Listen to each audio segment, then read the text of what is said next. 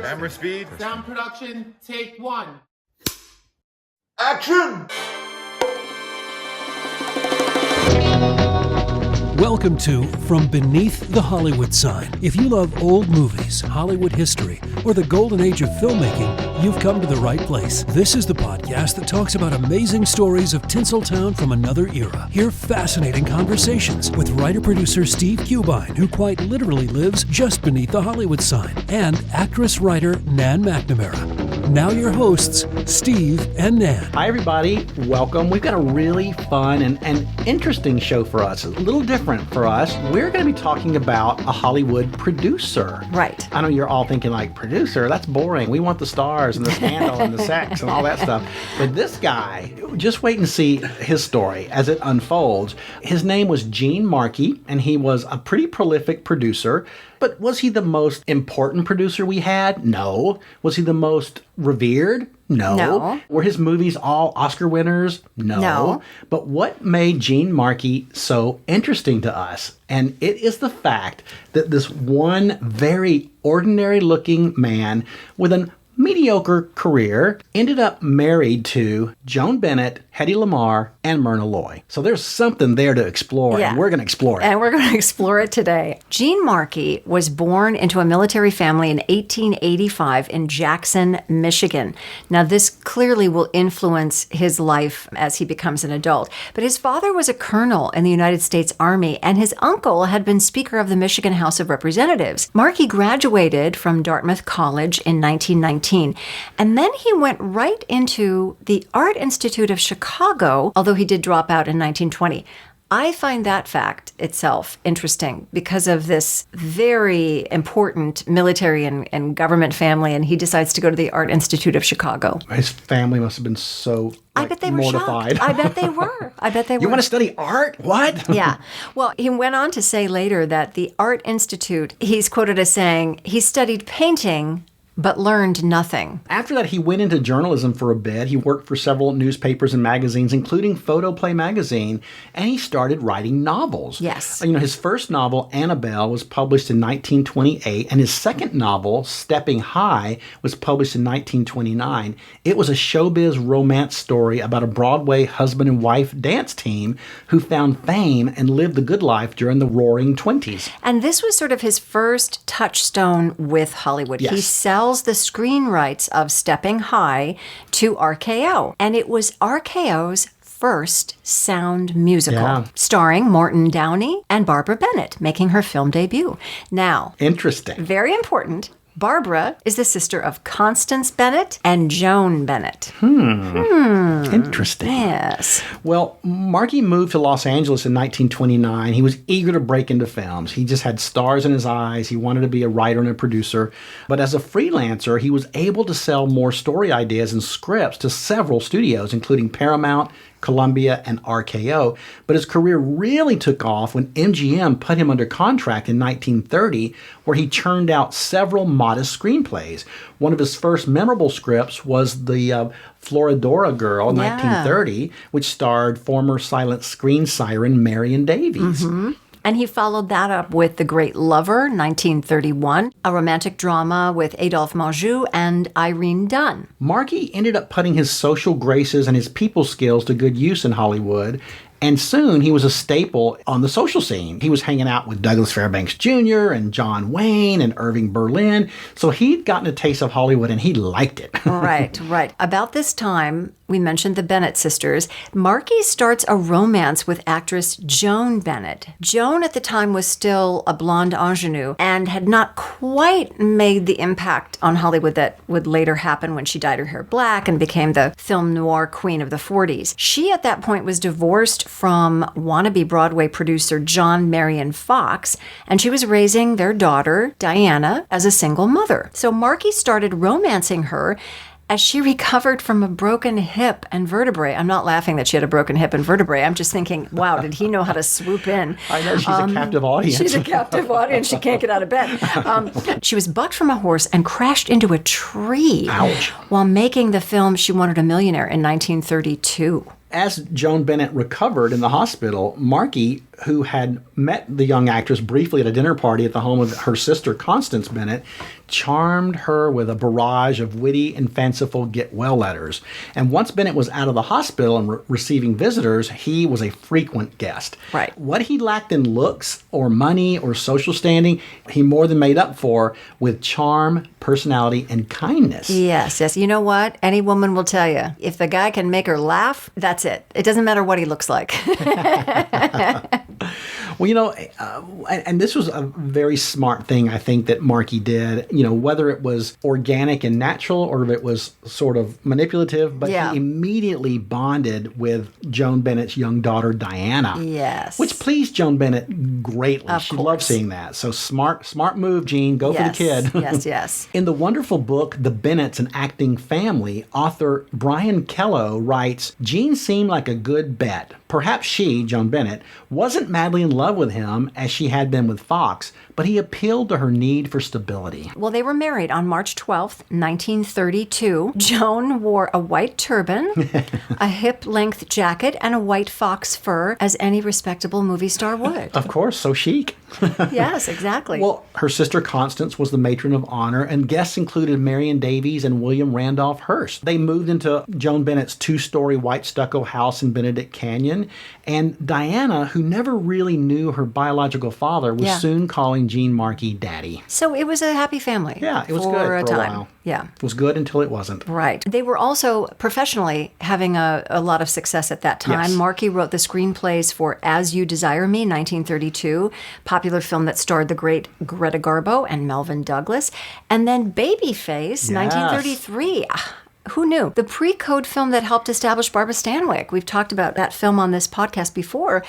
Established her as a major star. So there was a lot going on for Markey at that point. And, for Joan Bennett, too, this was a really fruitful time in her career. She got cast as the selfish Amy in Little Women, 1933, which was the highly anticipated film version of Louisa May Alcott's beloved book, which also starred Katharine Hepburn, Frances D., and Jean Parker. And then in 1934, they welcomed a daughter of their own, Melinda, into the family.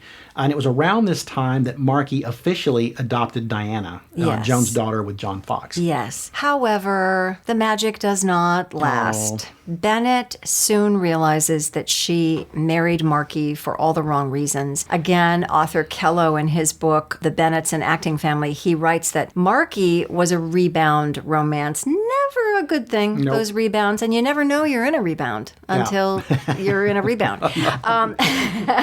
After Bennett's breakup with film producer John Considine, so she was dealing with that and then causing further distress. Bennett was still the one making the big bucks for the family, and that can cause some friction. Yeah, that gets old fast, I'm sure, if you're Joan Bennett. Now, he was working Yeah, he steadily. did. He worked. He just he didn't have the lucrative career she did. Yes. In 1934, he wrote the screenplays for Midnight Mary, starring Loretta Young, and Fashions of 1934 with Betty Davis. So he's getting the leading ladies to be in his scripts. Yeah. And those movies were pretty typical of the kind of fluff that he wrote. Not to disparage his writing, but I don't think he really wrote deep, important movies. I think it was more entertainment value movies. And one thing that Bennett hated about Jean Markey was that he was such a social climber. That really got on her nerves. And Bennett said that as the marriage went along, that the marriage became a dull, lusterless routine. But the real nail in the coffin to their marriage came when Joan Bennett fell in love with producer Walter Wanger. That'll do it. That will definitely do it. And in Bennett's eyes, Wanger was everything that Markey was not, which... I don't know. I'd have to meet Wanger. but I mean, Markey sounds like, he clearly was a conversationalist and witty and charming. But Wanger was sophisticated, refined, and interesting, according to Bennett, in a way that Markey wasn't. Obviously, he did not do it for her. So Markey and Bennett divorced June 3rd, 1937. Their divorce was very amicable. There was no custody battle over the girls, and they continued to co-parent them. How nice. He was a gentleman to the core, Bennett said, of the divorce, which you rarely hear that, right? Oh, I know. You really rarely hear that. Yeah. Next in the marriage roundup was Hedy Lamarr. perhaps the most beautiful woman to ever be photographed by a film camera. Well, I think the first film that she was ever in, when audiences saw her come on the screen, apparently the rumor is that there were literal gasps from the theater as to how beautiful she was. They had never seen an actress as beautiful and breathtaking as she was. Yeah. Around this time, Gene Markey, he continues to crank out his scripts. You know, he does Champagne Charlie, 1936, Private Number, also 1936, and Girls Dormitory, 1936. It was a good year for him. His career got a boost when he was hired at 20th Century Fox as a writer and producer, and one of his first successes as a producer was Wee Willie Winkie, 1937, which was that family adventure tale which starred Shirley Temple. Now, he's becoming more successful, so he's dating more actresses. Isn't that how that works? Gloria Swanson, Ina Claire, and Annabella. But that's all going to change. He's not going to be the dating guy. He attends the wedding of actress Virginia Bruce and screenwriter J. Walter Rubin in 1937. And who does he meet but Hedy Lamarr? Wow. Yeah, of course, Hedy is the Austrian film actress who had just landed in Hollywood. She didn't know a lot of people. She goes to this wedding. She meets Gene Markey, who is a silver-tongued devil, I'm sure, who charmed the pants off of her. Now, he's 43. Yes. And she's 23. Okay. All right. I know. I'm not judging. But he set his sights on her. You know, he courted her with gusto. I mean, flowers and gifts and letters and poems. And I mean, he pulled out all the stops. But then again, it's Hedy Lamarr. You have to. Yes, right. So it's a whirlwind romance, right? And they end up getting married in a quickie Mexicali ceremony on March 5th, 1939. And then shortly after that, Markey moved into Lamarr's home on Benedict Canyon Drive in Beverly Hills, which I think you just sent me a picture of, and it's stunning. It is absolutely stunning. It has horse stables, it has a tennis court, it has a swimming pool. And I think, as Lindsay said, if you had 17 people over to your house, it's so nice to know that they can each have their own bathroom. Wow. Wow. Right? Gene was no fool. Yeah, and the house still exists. The house is still there. Well, unfortunately, the Gene Markey-Hedy Lamarr relationship didn't last too long. Right. You know, I think they realized that they didn't really know each other very well, and they didn't have a lot in common. In her 1966 autobiography, Ecstasy and Me, Hedy Lamarr wrote, "What changes a man from a lively suitor to a disinterested male? Perhaps the wedding ceremony. It makes me think about two dogs who get along fine until they're tied together when they commence to scrap." Wow. Wow. Yikes. Between that and the quote from JOAN Bennett about being... What did she say? Maybe he's only charming to a point. Yeah. So during his relationship and marriage to Lamarr, the quality of Markey's films has improved, and he actually produces some pretty popular movies, including Suez, 1938, with Tyrone Power and Loretta Young, Kentucky, 1938, which is going to play into his life later. Which is so portent for the future. Walter Brennan won the Best Supporting Actor for that performance in Kentucky. The Little Princess, 1939, who doesn't remember that, with Shirley Temple. The Adventures of Sherlock Holmes. I mean, these are... Yeah, this was definitely the peak of his career. 1939 with Basil Rathbone and Lillian Russell. 1940, the well-received biopic with Alice Faye and Don Amici. You know what's interesting, Steve, when I think about this guy, he's really prolific. You said he may not be writing the deepest scripts, but that guy had to have been one of the fastest writers ever. I know. Every year he's got 3 or 4 screenplays out there. Yes. Yeah. At the same time, while they're together, Hedy Lamarr lit up the silver screen too. She was in Algiers, 1938, Lady of the Tropics, 1939, and Boomtown, 1940, which starred Spencer Tracy, Clark Gable, and Claudette Colbert.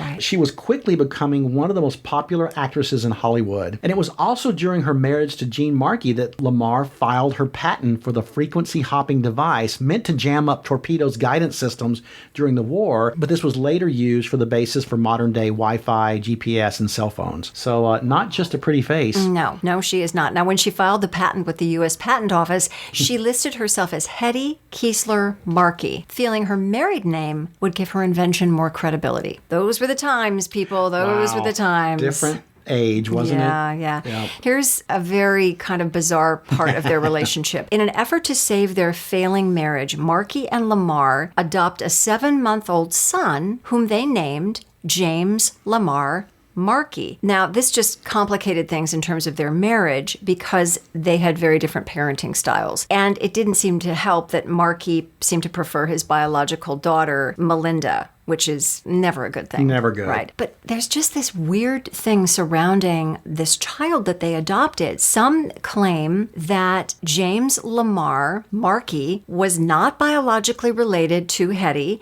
and was adopted. But years later, the son, James, found documentation that he was the out-of-wedlock son of Lamarr and actor John Loder, whom she later married as her third husband. But other reports that I found said a later DNA test proved him to not be biologically related to either Loder or Lamarr. Wow. So it's just this What is the mess. story of that parentage? And also, we were chatting before we started recording, there was a rift in the relationship between Lamarr and the son at 12 years of age. Yeah, what do you do at 12 to like shut down your mother's love? I don't know. Yeah, that's it's all crazy. very, very strange. Yeah, the Lamarr-Markey marriage continued to unravel, and Lamarr complained that he was a workaholic who only admired her for her beauty and fame.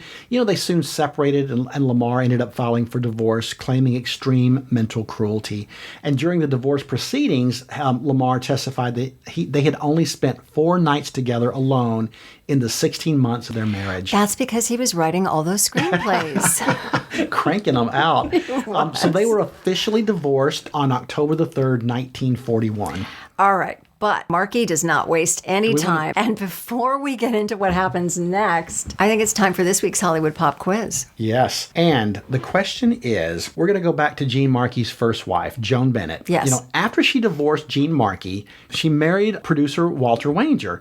Wanger was quite the jealous type. In fact, he ended up shooting the man that he thought Joan was having an affair with. Who did he shoot? And should I ask where? No, I won't. That's bonus points for that, right? All right, we'll be right back with more about Jean Markey and the answer to this week's Hollywood Pop Quiz after this.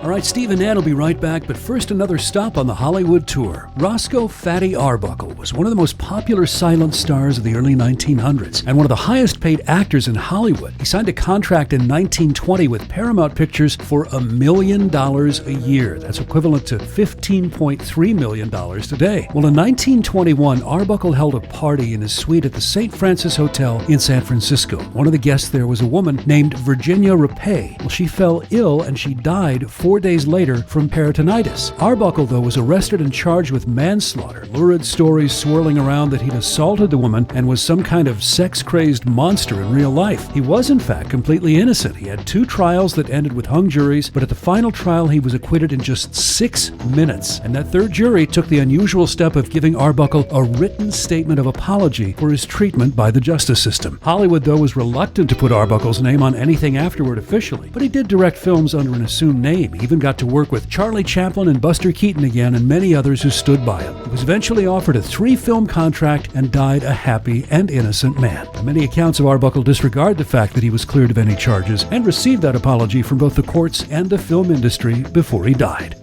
Better late than never, I guess. And now back to Steve and Ann from Beneath the Hollywood Sign. Welcome back, everybody. Before we dive into the life of Jean Markey and his next wife. I know, his little harem of beautiful wives. Oh, my goodness. We wanted to give a shout out to a new listener to From Beneath the Hollywood Sign from Down Under, Matt Calrick, who lives now in Vancouver. Steve, we're international. We are international. We are all over the place, my friend. I love anyway, it. Matt, thank you so much for joining the bevy of podcast listeners. We so appreciate you taking the time. Thanks, Matt. Jean Markey and Hedy Lamarr are no more, but Markey is wasting no time, right? No, he did not let moss grow. So it's 1942, and he starts dating none other than 20th Century Fox star Carol Landis, who, again, another person who's 23 years younger than him. He liked them young. What the heck is And that of about? Of course, we have done an extensive episode about Carol Landis. So please check that out. Maybe you want to check that out. Landis once said about Markey, Jean Markey gives me books of plays to read, books about the theater. He talks to me about theater and gives me the feeling we are talking about it. Okay, gives the feeling? That's very funny. Well, Markey kind of sealed the deal with Carol Landis because he gave her her beloved Great Dane, who she named Donner. Interestingly, he and Hedy Lamarr also had a Great Dane, also named Donner. Was this his go-to gift to woo his women? Yeah, you fall in love. I mean, I can understand falling in love with a guy who gives you a dog, but I know. Come on. Markey and Landis were briefly engaged, but the Great Dane stuck around longer than Markey. Around this time, the war has broken out. Markey has left Hollywood behind. He's joined the Navy, where he served as an intelligence officer, and he won a Bronze Star for leading a secret mission to the Solomon Islands. Yes. He was also the recipient of many other military awards and honors. He also served in World War I, we should mention. Oh, that's true. Yes, he definitely was very patriotic, and thank you for your service. Yeah. And by the time the war ended, he was a rear admiral, and from 1945 on, he insisted on being called admiral and wore his uniform everywhere. Well, and the story goes that later in life, when he would receive mail, if it was not addressed to Admiral Markey, he would throw the mail in the trash. Can you believe that? What an ego. Yeah, interesting. But a man in a uniform is very attractive, so perhaps that's how he got his next wife. Yes. And my gosh, this man, lucky bastard. Well, especially with this next woman. And I'm sure he was wearing that uniform when he ran into actress Myrna Loy at this charity dinner in Washington, D.C. to benefit the Walter Reed Hospital, which was something that Myrna Loy supported greatly. They'd known each other briefly in Hollywood, but now Markey was 5 years divorced from Hedy Lamarr, and Loy was 2 years divorced from John Hertz Jr., of course, of the Hertz car rental family. Markey, who was 10 years her senior, so he's getting closer in age with his women. Yes, he is. He's doing better. Okay. He pursued Loy in the traditional way he does, the flowers, the poems. No Great Dane, though. No Great. I don't think Myrna got a Great Dane. Okay. And in her 1987 autobiography, Myrna Loy, Being and Becoming, Loy writes, he, Gene Markey, could make a scrub woman think she was a queen and a queen think she was a queen of queens. Now, this quote is why I think he was able to get all of these women interested in him, because he made you feel like you were a star. Yeah, and who doesn't want that? Exactly. At Markey's insistence, he and Loy married in a ceremony that was a full-dress naval affair. I would expect nothing less. On January 3rd, my mom's birthday, January 3rd, 1946. And it was attended by a mix of naval bigwigs and Hollywood friends like Robert Montgomery and Douglas Fairbanks Jr. And much like with ex-wives Joan Bennett and Hedy Lamarr, Loy's career took an upswing after marrying Markey, and she was cast in one of her best roles as Frederick March's wife in The Best Years of Our Lives, 1946. It's funny how all their careers get a boost after they marry him. Yeah. They do, yeah. You know, and Markey returned to work too. He produced this kind of less successful movie called Moss Rose in 1947, which was a film noir with Victor Mature and Peggy Cummings. And Loy's career, it was hotter than ever. You know, after The Best Years of Our Lives, she did movies like The Bachelor and the Bobby Soxer, 1947, with Cary Grant, The Song of the Thin Man, 1947, which was the sixth and final installment in the popular series with William Powell. And she made one of my favorites, Mr. Blanding Builds His Dream House, 1948, again with Cary Grant. Yeah, I love that film too. So Markey's career, so Loy's going up, and Markey's career is starting to decline. Now, he returns from the war, and he finds Hollywood to be just a different place. It's a place that he had a hard time figuring out. And I think there was a shift, as we've talked about in previous episodes, in Hollywood at the time and the kinds of films that were being done. In her autobiography, Loy said that Markey squandered his wit, his verbal brilliance, his creative energy on society. Oh, that's interesting. Yeah, Wow. yeah. Their careers are heading in opposite directions. Yeah, which I'm sure that's tough. Yes. But then also they disagreed over politics. Yeah, you can't be doing that with your husband. That's just the foundation. No, no. If that's not in place, you've got trouble in paradise. Right, and I don't mean to say that. Yeah. I mean that you have to be both on the same page politically. Yeah. You know, because Markey, he was a conservative military man who was often appalled at some of the causes and organizations that the very liberal Myrna Loy supported. Okay. In the book Hollywood at the Races, Film's Love Affair with the Turf, author Alan Shuback recounts the story of Markey becoming very upset after seeing Myrna Loy in a conversation with Louise Beavers.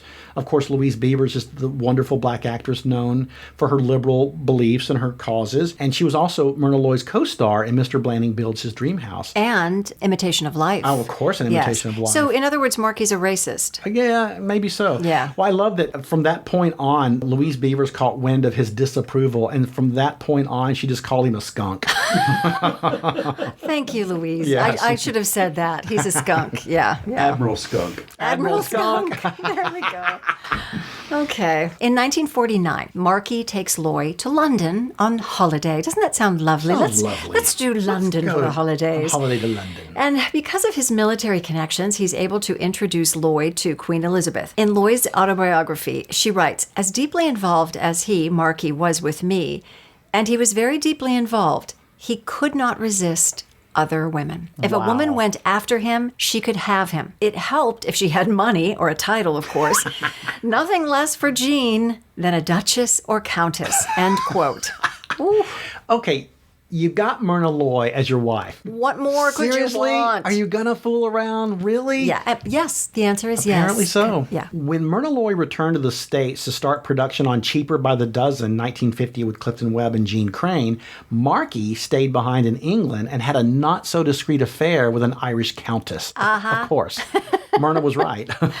All right. And this was kind of the end for Myrna Loy. After that, she filed for divorce, and it was granted on August 11th, 1950. We start entering into the last years of Markey's life. He's lacking some work prospects. He's kind of struggling to stay relevant. After his divorce from Loy, he moves into a small house in Bel Air. Oh. Gee, I wonder how big that is. That's all he could afford, apparently, on his retired admiral's pension. He writes a couple more unsuccessful scripts, a couple more unremarkable novels, but his fortunes change when he meets Lucille Parker Wright of Lexington, Kentucky, Sarasota Springs, Florida, and Miami Beach. I mean, she's considered one of the most eligible bachelorettes of the time and was the widow of Warren Wright Sr., who was the wealthy owner of Calumet Farms, where thoroughbred horses were groomed for the Kentucky Derby. So you know there's some money there. Bored with Miami, Wright bought a house in Bel Air, and it didn't take Markey long to meet her, right? He could sniff out that money, couldn't he? That's right. Markey and Wright are both devout Catholics. They were introduced by the Los Angeles Archbishop James Francis McIntyre, who went on to become Cardinal McIntyre. Markey and Wright's relationship is approved by the church from the get-go. Wow. What about all those divorces? I don't know. They must have been annulled. Well, they were married on September the 27th, 1952.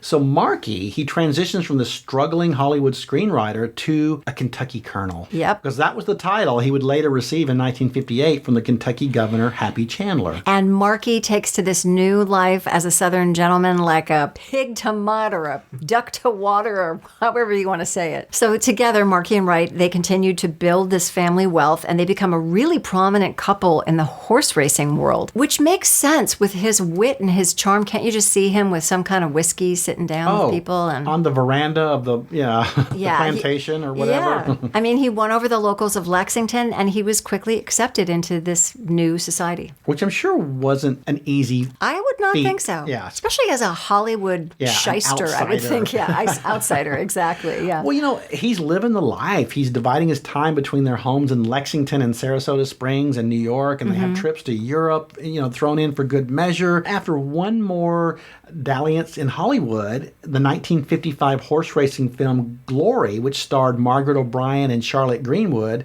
Markey hung up his producing hat and his writing hat and really embraced the Kentucky lifestyle. But he did continue to write novels like the 1956 novel Kentucky Pride, which was a romance set in the Civil War era of Kentucky, naturally. And he also wrote 1960's That Far Paradise, a historical drama about the 18th century family settling in Kentucky. Yes. I wonder, he's really into these romantic comedies. Maybe his whole mode of operating is this, he's a romantic at heart. Yeah, I mean, he was able to woo these fabulous women. It's funny, he was quoted as saying once, "No duck ever took to water as I have taken to Kentucky." So see? He stole it right out of my mouth. Stole your line. Yeah. And he enjoyed his genteel life of leisure until his death in 1980. His wife, Wright, died 2 years later, and they are buried side by side in the family plot in Lexington, Kentucky. Oh, old Gene finally met his match. I think he did. And found his love. What an interesting career and life this guy had. Yeah, he really, really did. Yeah.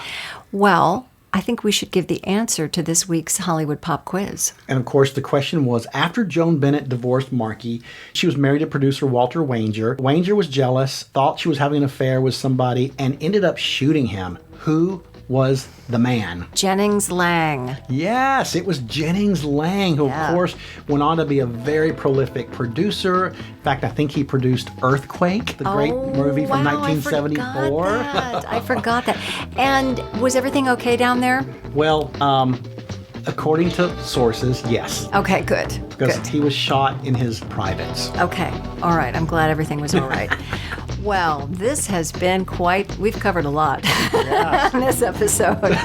Thanks for spending this time with us, everyone. We would love it and appreciate it if you would give us a 5-star review. And we'd also love it if you'd follow us on social media. Our handle is @FromBeneathTheHollywoodSign. You can find us on Instagram, Facebook, and you can watch the podcast on YouTube. And you can email us at info@FromBeneathTheHollywoodSign.com. That's this week's view. From Beneath the Hollywood Sign. You've been listening to From Beneath the Hollywood Sign with Steve Cubine and Ann McNamara, the podcast that celebrates amazing stories of Tinseltown from its golden era. Join us next week for another episode and learn something else about Hollywood you probably never knew. Take a moment and give us a 5-star rating and a positive review, and tell your friends about us too. It'll help grow the podcast. Visit Steve's website at FromBeneathTheHollywoodSign.com. The executive producers are Steve Cubine and Nan McNamara. Executive producer and post-production supervisor Lindsay Schnebley. Associate producer and researcher John Price Ritchie. This podcast is part of the Airwave Media Podcast Network. Visit airwavemedia.com to listen and subscribe to their other fine shows like The Box of Oddities